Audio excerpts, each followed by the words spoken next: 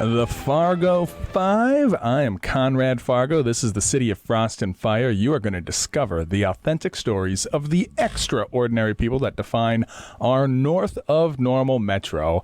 I have somebody with me today who is certainly north of normal. We've got Jeff Ebsch, the owner and operator of the one and only Broadway Rickshaw. Hello, Jeff. Hey, Conrad.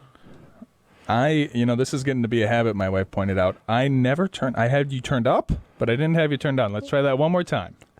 Hey, Conrad. Glad to be here. There you go. So you own and operate the pedicab. I want to get into that. You also brought a guest in the studio. Sometimes we allow that. Who do you got there today? Yes, I do. I have Charlie. She is a English Springer Spaniel Poodle mix, a Sprudel. And she's part of the story of how we got the pedicab business going in Fargo. That's fantastic. I can't wait to hear where she comes in at. You told me that you are from Michigan originally.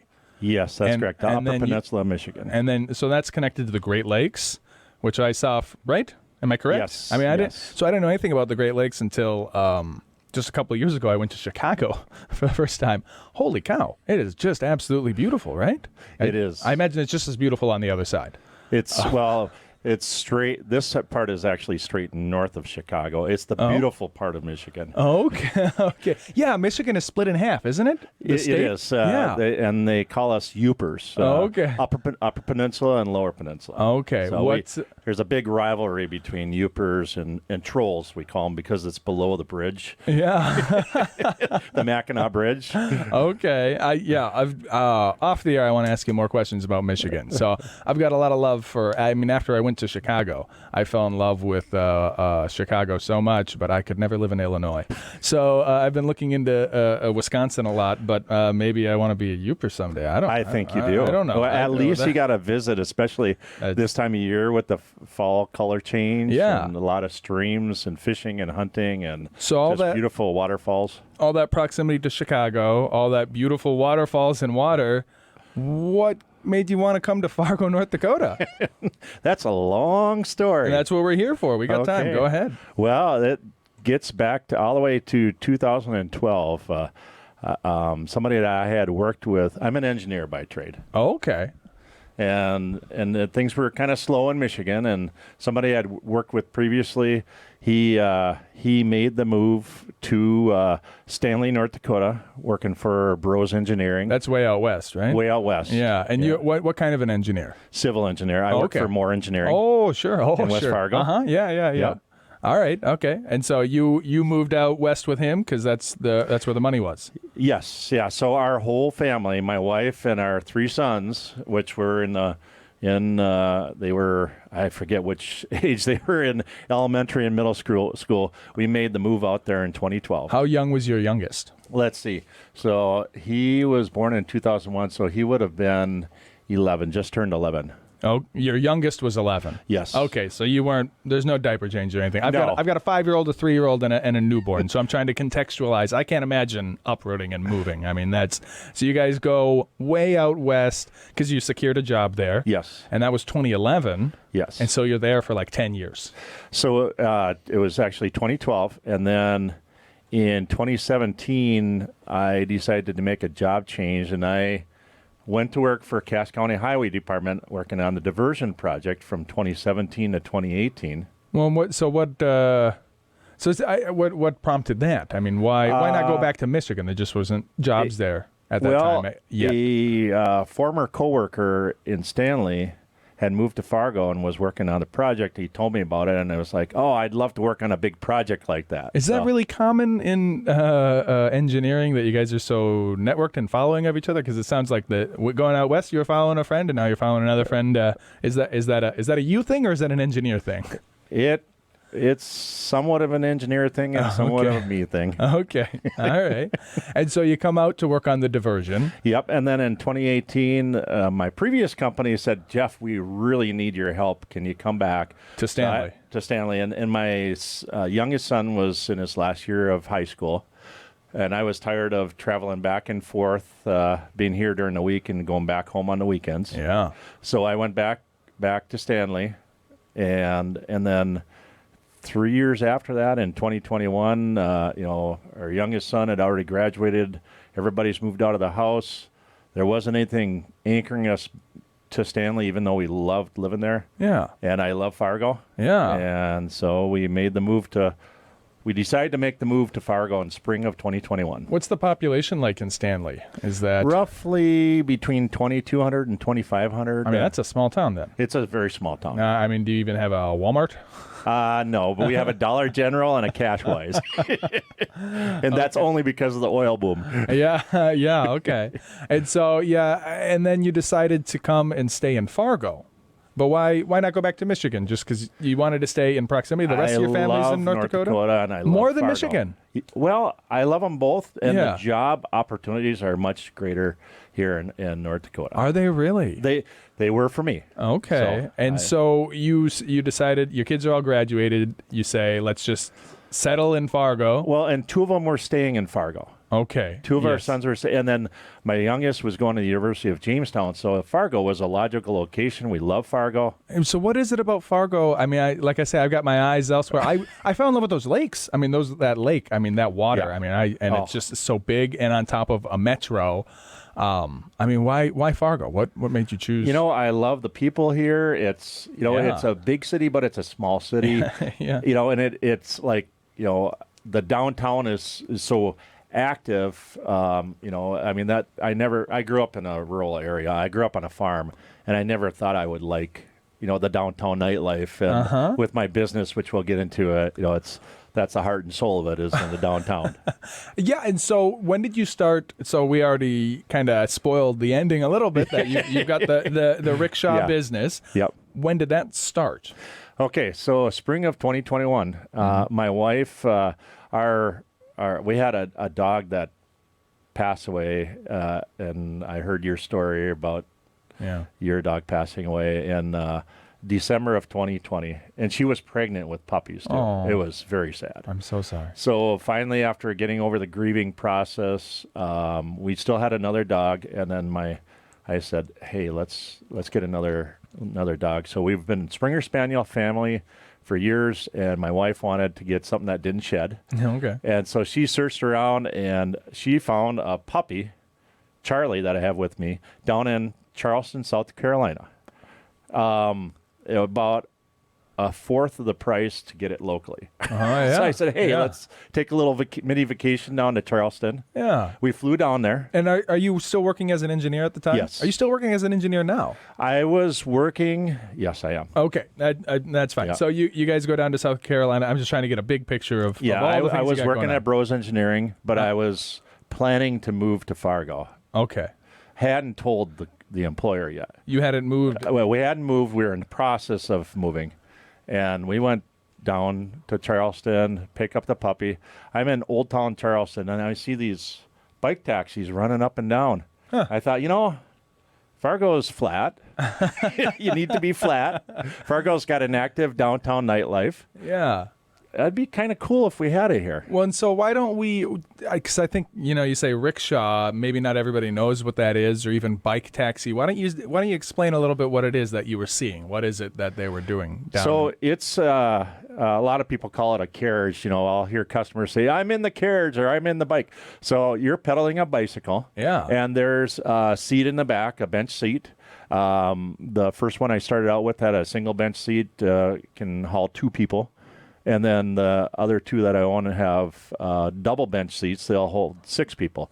So, and you're just pedaling and hauling people. It's for short transport, like for concerts and stuff. Yeah. And so that's one I like. Carriage. I like that. Like a horse-drawn carriage. Yes. This is a man-drawn carriage. And so many of the girls will say, I feel like I'm a princess in the carriage. And I said, okay, do the princess wave. Wow. And so I guess that's where the kernel of that began, is you were in South Carolina getting the puppy. So that's why you say the puppy is part of the story, because had you not gone to go get a new puppy, I don't know if I would have seen it. And so I get back to Fargo, and I talked to Tom Smith, owner of Great Northern Bike. Mm-hmm. I said, Tom, how much would it be to buy one of these? And he said, well, Jeff, we got something better for you. We got a used one. We were running it through our nonprofit, Fargo Underground. Yeah. Before COVID, We're not bringing it back. Try it out. If you like it, you'll know right away. And I fell in love with it. And then he sold it to me. It was about half the price of a new one. How did you know to go talk to him at Great Northern? It was God's divine providence. And I just went in and talked to him, and he happened to, he sold one to somebody else. They had run it for several years under Fargo Underground, and he sold one to another local person, still had one available. I mean, it's just meant to be. What's your puppy's name? Charlie. Charlotte, because we flew into Charlotte, North Carolina. And my wife picked Charlie out. She's picked out our last 3 puppies. She has a good eye and sense for puppies. Yeah, oh man, I didn't think we were gonna go here, and when I lost my dog, I mean, I've got to fight back not to cry over here. I mean, it's hard.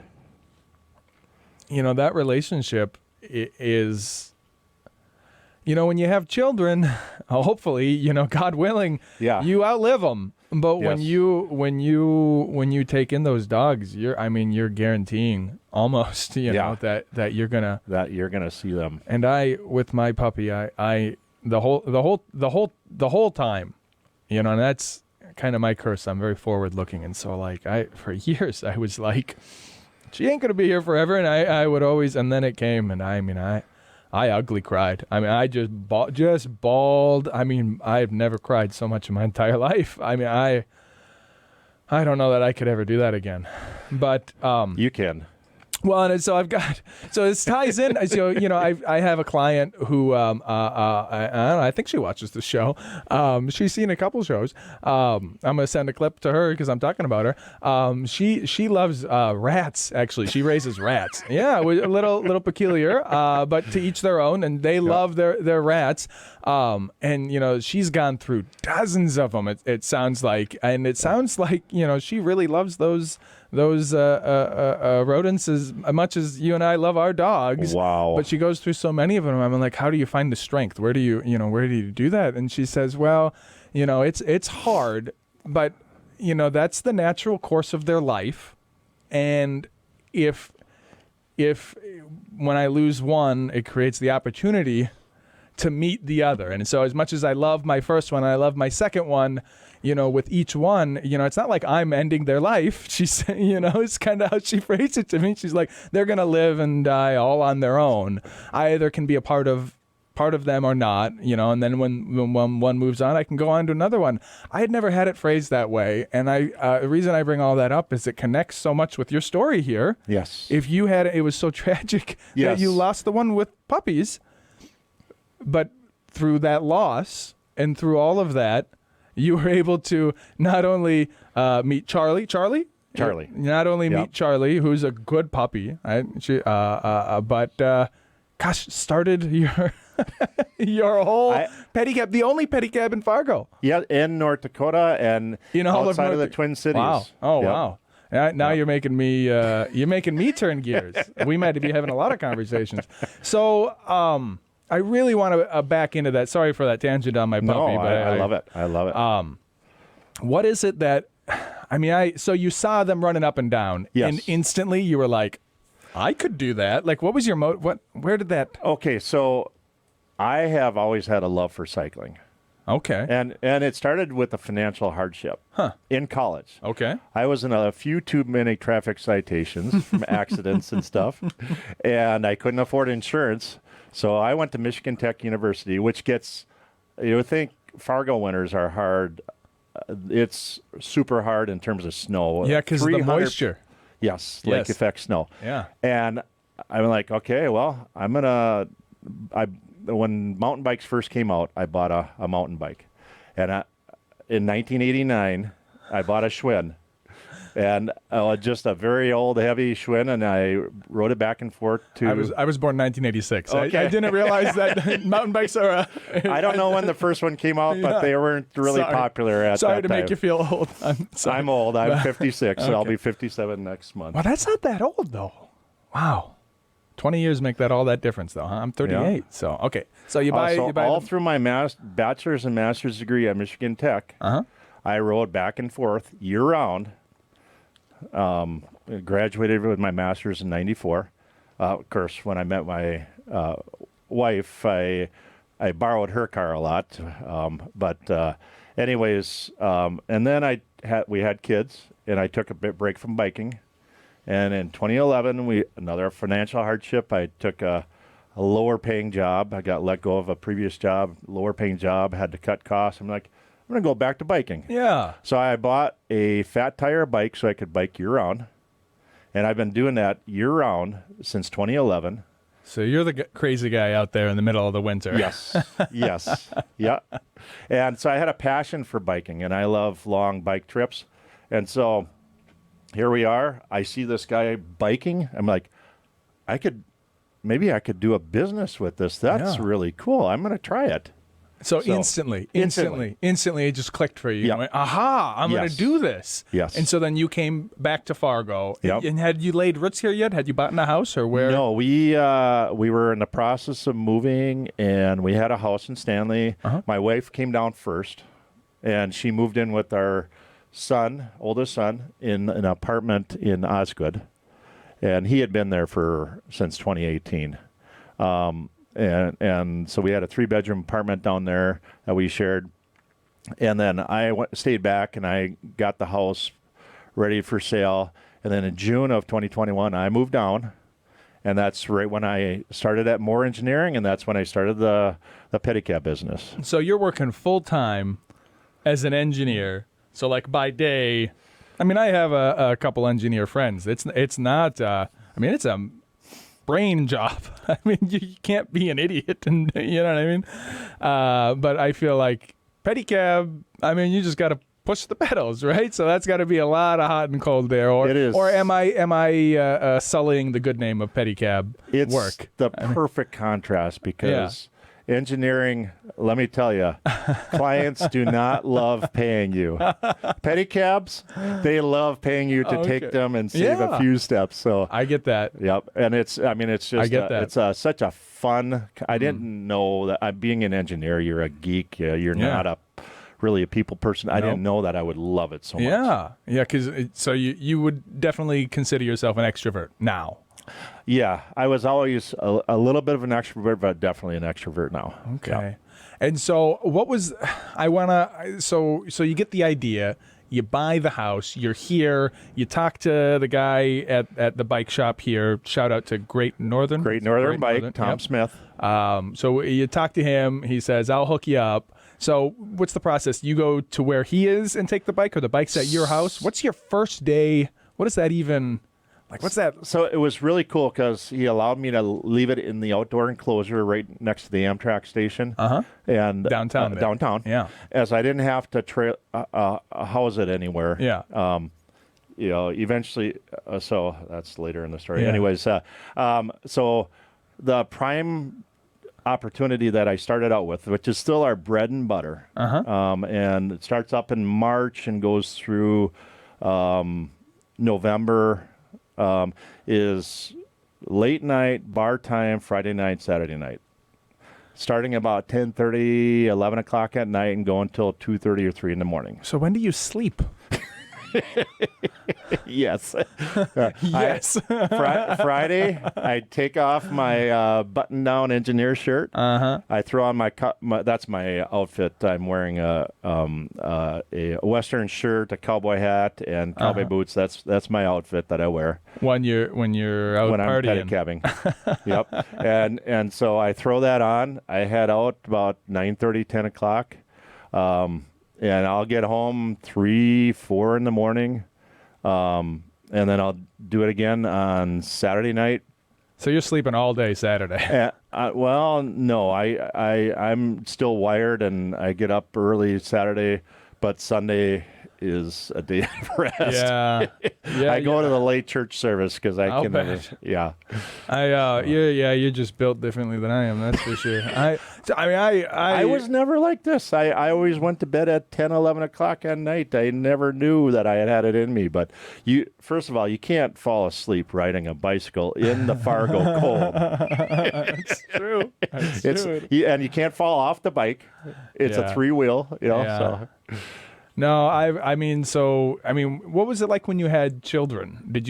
Was it tough with the newborns and sleeping through, or were you able to adjust? It sounds like you're the kind of person you can adjust. You can deal with that. Well, sleep deprivation. I honestly had a few pretend sleeping, and my wife would get up and take care of the kids, and I would get up sometimes. But you could handle it. I could handle it. Yeah. So different people, because I can't. So my sleep schedule, like I have to go to bed at 10, and I have to wake up at 6. And it doesn't matter if my day off or whatever, 6 o'clock, it's like an alarm clock. I don't need an alarm. My eyes open up, like, oh, I'm up. Yeah. But it's the same on the other end of it. Like, I have fallen asleep on a dance floor before. Like, I've just, like, in the middle of a rave, like, I'm just wake up, it's 2 in the morning. I got to go home and go to bed. Like, I can't do that. You, sir, have something special that you can wake up, do a full day of engineering on Friday, and then go clubbing all night. I mean, that is wild. Did you notice a big change in your physiology when you started doing that, or you were already big into biking? I mean, I imagine the calories that you would burn has got to be off the charts. It can be off the charts, yes. One of my longest days of pedicabbing happened 2 weeks ago at the UND football game, when UND came into town and Fargo clobbered them. Okay. I started at 12:30 in the afternoon. I went until 2:30 in the morning, had a 1-hour break. So 13 hours and 70 miles of pedicabbing, hauling people around. So I have no clue how many calories you burn, but it's a lot. It's going to keep you young. That's going to keep you young for a long time. Yeah, keeps me in shape. Well, we are going to take a short intermission at which I will challenge you to identify the song, if at all possible. Don't ever say it on the air, but we'll see if you can figure that out. And when we come back, I want to know what you're doing with the pedicab. We've got exciting stuff coming up this weekend, so don't go nowhere.